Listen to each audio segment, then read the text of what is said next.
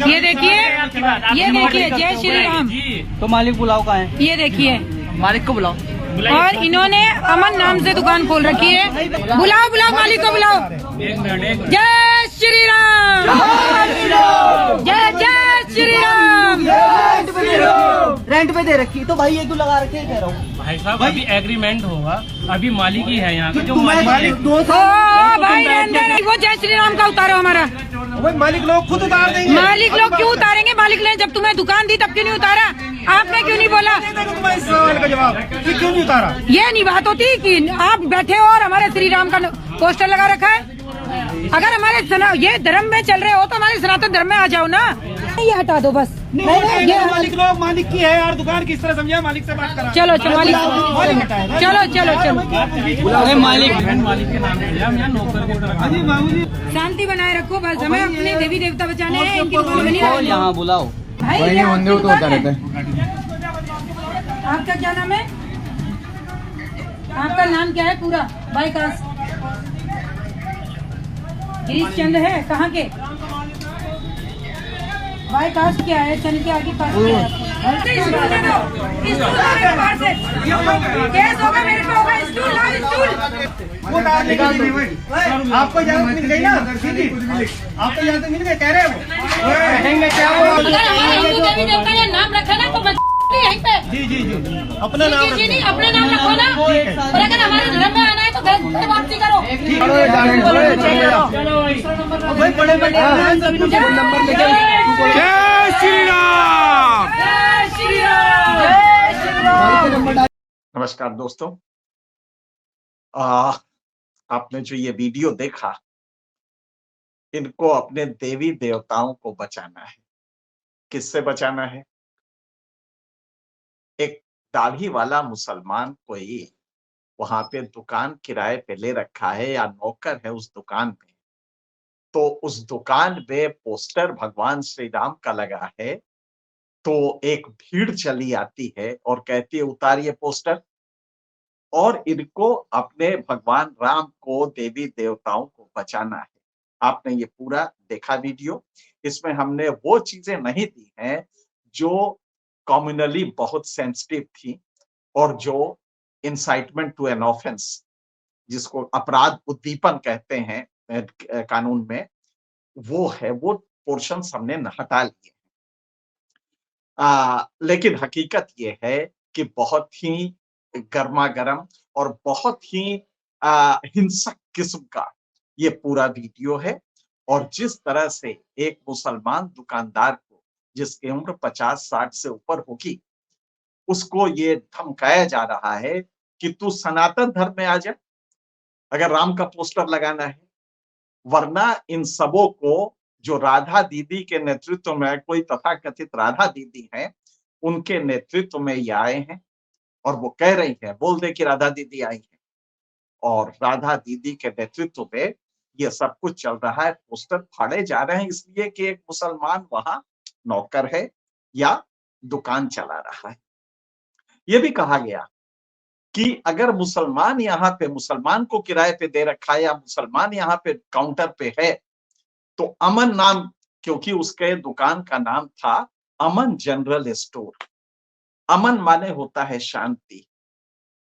अमन हिंदी में भी इस्तेमाल होता है, अमन चैन हम लोग आमतौर पे कहते हैं, और उर्दू में भी होता है अमन जनरल स्टोर। लेकिन अगर आपने दुकान मुसलमान को दे रखी है या मुसलमान को रखा है काउंटर पे, तो अमन नाम नहीं होना चाहिए। अमन पे हिंदुओं का पेटेंट है, राम पे हिंदुओं का पेटेंट कुछ ऐसा है कि राम का पोस्टर भी लगा हो और अगर नौकरी करने वाला कोई मुसलमान हो तो राम को खतरा हो जा रहा है, देवी देवताओं को खतरा हो जा रहा है। कहां गिर के हम आ चुके हैं। अब ये तो एक पक्ष का, लेकिन आप यही ठहरिए नहीं, ये मुसलमान आ गया तो अमन को खतरा हो गया। अमन नाम नहीं होना चाहिए। देवी देवताओं को, भारत के इतने कमजोर हो गए हैं कि देवी देवताओं को, कोई राधा दीदी के साथ कुछ लड़के आए हैं, कुछ युवा आए हैं और वो देवी देवताओं को बचाएंगे उस पोस्टर को उतार के। जरा गौर कीजिए। एक तरफ तो ये है, दूसरी तरफ इसका एक और दूसरा है और ये इंडियन एक्सप्रेस वगैरह ने इस खबर को काफी लिया है और ये आपने जो वीडियो देखा ये आज पूरे देश भर में चल रहा है। अब एक दूसरी खबर देखिए, ये टाइम्स ऑफ इंडिया में है और ये आपने लगभग हर जगह पढ़ा होगा। ये है नेटफ्लिक्स ने एक फिल्म दी, अन्नपूर्णा। एक फिल्म नेटफ्लिक्स ने जी एंटरटेनमेंट जो ग्रुप है उसके साथ मिलके एक फिल्म बनाई और उस फिल्म में अन्नपूर्णी, ये तमिल में है लेकिन इसका हिंदी अनुवाद डब किया गया है हिंदी में। तो मध्य प्रदेश में मुकदमा क्या हुआ है कि अन्नपूर्णी जो फिल्म है, और ये फिल्म हटा लिया गया है। नेटफ्लिक्स इतनी दहशत में आ गई, जी ने माफी मांगी और कहा कि साहब गलती हो गई है, ये फिल्म से हम ये हटा लेते हैं, अभी फिल्म नहीं दिखाई जाएगी। 29 दिसंबर को ये फिल्म शुरू हुई थी नेटफ्लिक्स पे और ये उतार ली गई है और कहा गया है कि ये पोर्शन हम हटा के लगाएंगे। इसमें पोर्शन में क्या था, एक हिंदू ब्राह्मण जो रसोइया था एक मंदिर में, उसकी बेटी है, ये उसकी कहानी है। बेटी महत्वाकांक्षी है, अपने को तरक्की करना चाहती है, खाना बनाने में बहुत अच्छी है, लिहाजा वो देश में मशहूर होना चाहती है। तो लिहाजा उसने खाना बनाने के लिए अपने को पूरा तैयार किया। उसका एक दोस्त है फरहाद, फरहाद ने उसको नॉनवेज बनाना सिखाया और नॉनवेज बनाने के साथ साथ उसने बहुत अच्छा किया उस लड़की ने, जो हिंदू लड़की थी ब्राह्मण रसोइये की। इनको ऐतराज ये है कि ये लव जिहाद का मामला है, क्योंकि फरहाद के साथ वो नमाज पढ़ रही है या कहीं नमाज पढ़ते हुए दिखाई दी है और नॉनवेज बना रही है। और फरहाद कह रहा है कि भाई नॉनवेज खाने पीने में क्या दिक्कत है, नॉनवेज तो भगवान राम भी खाते थे, माता सीता भी खाती थी, जंगल में वो लोग नॉनवेज खाते थे। ये उस फिल्म में है, लिहाजा इस पे ऐतराज है हिंदू संस्थाओं को। और हिंदू सेवा परिषद नाम की एक संस्था है जिसने मध्य प्रदेश में जबलपुर में मुकदमा किया है, मुकदमा कायम हो गया है और उसके हीरोइन जो ये लड़की है उसके नाम से ये कायम किया गया है और प्रोड्यूसर्स वगैरह सबके नाम से कायम किया गया है। अब मुंबई में भी कायम किया गया है और सबको, हिंदू धर्म को इससे लेके उनकी जो चेतना होती है उस पे आघात हुआ है। ये एक फिल्म आई है जिसमें कि राम को कहा गया है कि वो मांसाहार करते थे। इस बात को लेके और इस बात को लेके कि मुसलमान क्यों उसके साथ खाना बनाना सिखा रहा है, नॉनवेज बनाना, और कह रहा है कि नॉनवेज तो देवी देवता सब खाते थे, इस बात से हिंदुओं को ऐतराज है। तो मतलब कि एक लड़की जो कुकिंग में अपने को एक्सपर्टीज लेके देश भर में मशहूर होना चाहती थी, वो लड़की चूंकि मुसलमान के साथ थी इसलिए लव जिहाद हो गया। कहां जाए ये मुसलमान, जाए कहां? यहाँ पे एक नौकरी कर रहा है तो हिंदू देवी देवताओं को बचाने के लिए हिंदुओं की चेतना जग गई। कितनी कमजोर है हमारे हिंदू देवता जो कि इन 4 लड़कों से बचाए जाएंगे, वरना वो तो हिंदू देवी देवता को ये कोई एक काउंटर पे खड़ा मुसलमान उसको खराब कर रहा है। और उस मुसलमान से कहा गया कि तुम्हें सनातन धर्म में चले आओ, सवेरे पूजा किया करो, ये सब कहा गया। अब यहाँ ये 2 चीजें आपने देखी, दोनों काफी काबिल गौर हैं कि क्या हो रहा है इस देश में। अब आपको हम तीसरी चीज दिखाते हैं। तीसरी चीज सुप्रीम कोर्ट ने कहा है कि भाई ये अगर आप बताइए कि अलीगढ़ मुस्लिम यूनिवर्सिटी को आर्टिकल 31 में माइनॉरिटीज के लिए जो इंस्टीट्यूशंस देने का प्रावधान है उसके तहत उनको, उसका मतलब ये नहीं था कि मुसलमानों को घेटवाइज कर दिया जाए। घेटवाइजेशन होता है, ये समाज शास्त्र का शब्द है। ये अफ्रीकन कंट्री में और खास करके जहां कॉलोनियल रूल था उसमें मुसलमानों को एक ही बस्ती में मजबूर, डर के मारे उनको एक ही बस्ती में रहने को वो मजबूर थे, क्योंकि बाहर निकलते तो उनके साथ प्रताड़ना होती। भारत में भी इसको काफी जाना जाता है कि मुसलमान एक ही कम्युनिटी में, एक ही जगह पे रहता है और उसकी आबादी बढ़ती जाती है, फिर वो उसी में छोटे छोटे दड़बों में रहने लगता है। कानपुर का चमनगंज देख लीजिए आप, गाजियाबाद के इलाके देख लीजिए, और दुनिया के जितने भी आप जाए, आप हैदराबाद में भी जाके देखें, तो घेटोइजेशन इसलिए होता है कि दहशत में कम्युनिटी बाहर नहीं निकलती, रहना पाना, क्योंकि वहां के समाज से एसिमिलेट नहीं होती है, समाज के साथ यकसा नहीं होती है, लिहाजा वो घेटोज में रहने लगती है। इसको घेटोइजेशन कर रहे हैं। तो सुप्रीम कोर्ट का ब्रह्म ज्ञान जगा और उन्होंने कहा कि साहब, अलीगढ़ मुस्लिम यूनिवर्सिटी को स्पेशल स्टेटस जो दिया गया था, जो आर्टिकल 31 से, उसी पे सवाल है कि माइनॉरिटी स्टेटस इसका रहना चाहिए नहीं रहना चाहिए। तो उसपे सुप्रीम कोर्ट ने कहा कि क्या ये घेटोइजेशन के लिए थोड़ी किया गया था, एएमयू को स्पेशल जो माइनॉरिटी इंस्टीट्यूशंस के लिए आर्टिकल 13 में सुविधा दी गई है, वो घेटोइजेशन के लिए नहीं दी गई है। जी नहीं, सुप्रीम कोर्ट साहब, मिलॉर्ड, आपको ये समझ में नहीं आ रहा, घेटोइजेशन इन दो चीजों से हो रहा है। जब कोई राधा दीदी, जब कुछ लुम्पेंस अचानक एक दुकान में घुसते हैं, दाढ़ी वाला जिसमें है, जिसको देख के ही मुसलमान लगता है, वो बेचारा नौकरी कर रहा है या छोटी सी दुकान चला रहा है, पान वगैरह इस तरह की छोटी छोटी चीजें रखा है, मुश्किल से उसमें 4000 का सामान है, लेकिन उसके यहाँ जो मालिक है वो हिंदू है और उसने वो पोस्टर लगा रखा है भगवान श्री राम का। उस पे ऐतराज है कि मुसलमान अगर काउंटर पे है तो भगवान राम श्री राम को बचाना होगा। श्री राम क्या इतने कमजोर हो गए हैं? हमारे देवी देवता इतने कमजोर हैं कि बचाने के लिए राधा दीदी को आना पड़ेगा, कुछ लड़कों को आना पड़ेगा जो उन्हें बचाएंगे और पोस्टर हटा देंगे वहां से। अमन नाम से भी उनको पेटेंट हो गया हिंदुओं का। ये गौर से आप देखें देश कहां पहुंच चुका है। कोई मुस्लिम युवा अगर सब्जी बेचता है तो उस पे ऐतराज हो सकता है, क्योंकि कोरोना में आपको याद होगा कि किस तरह से ये रूमर उड़ाया गया कि ये मुसलमान थूक लगा के खाना बनाते हैं, सब्जी बेचते वगैरह वगैरह, और खूब चला ये, भक्त मीडिया ने खूब चलाया। क्या हो गया इस देश को? कोई अभिशाप लग गया है, कोई लगता है कि किसी ने श्रापित कर दिया है।